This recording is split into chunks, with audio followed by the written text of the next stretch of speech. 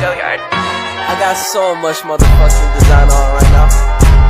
Break it down, bring it back, make it clap. I got 3 old thoughts, new block, where that thing. Bitches on my line, and you know they come straight. Hold up, what it not, 45, stop it, cash like whoa. How you fucking with these hoes up? Shalom, saudara-saudara yang terkasih dalam nama Tuhan Yesus Kristus. Di sini saya akan memaparkan 9 jalan kudus menurut Gary Thomas.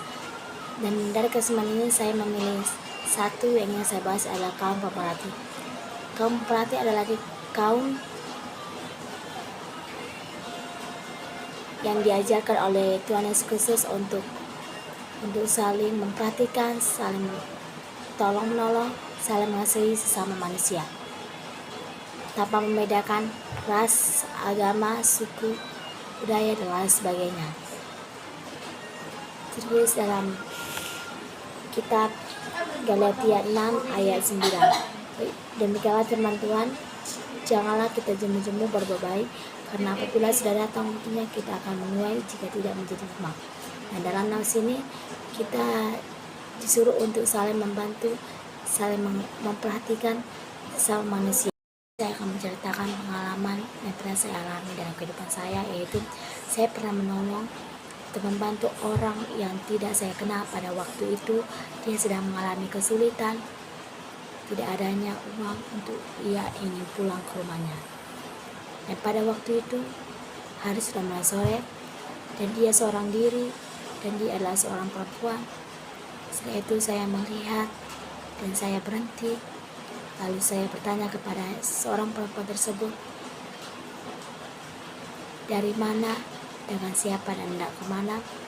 Saya akan menceritakan pengalaman yang pernah saya alami dalam kehidupan saya, yaitu saya pernah menolong atau membantu orang yang tidak saya kenal. Pada waktu itu dia sedang mengalami kesulitan, tidak adanya uang untuk ia ingin pulang ke rumahnya.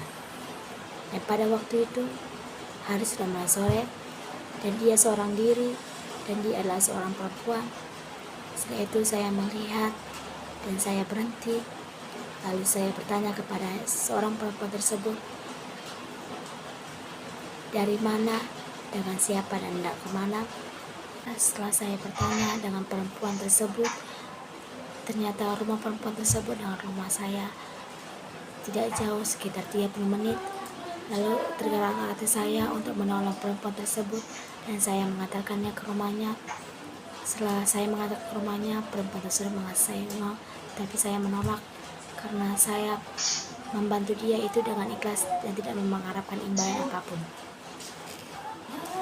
Pengalaman kedua adalah saya pernah mengalami ada teman saya ingin berbuat jahat kepada orang lain, dan saya duduk dengan teman saya di suatu tempat dan saya mendengarkan bahwa dia ingin berbuat jahat kepada orang lain pada waktu itu.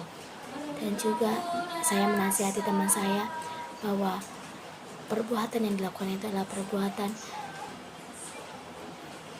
yang dilarang oleh Tuhan Yesus dan yang tidak disukai oleh Tuhan Yesus dan tidak baik. Setelah itu saya menasihati teman saya, itulah salah satu sifat pemerhati saya terhadap teman saya, supaya teman saya tidak berbuat jahat kepada orang lain, karena Tuhan tidak menyukai hambanya yang ingin berbuat jahat kepada orang lain.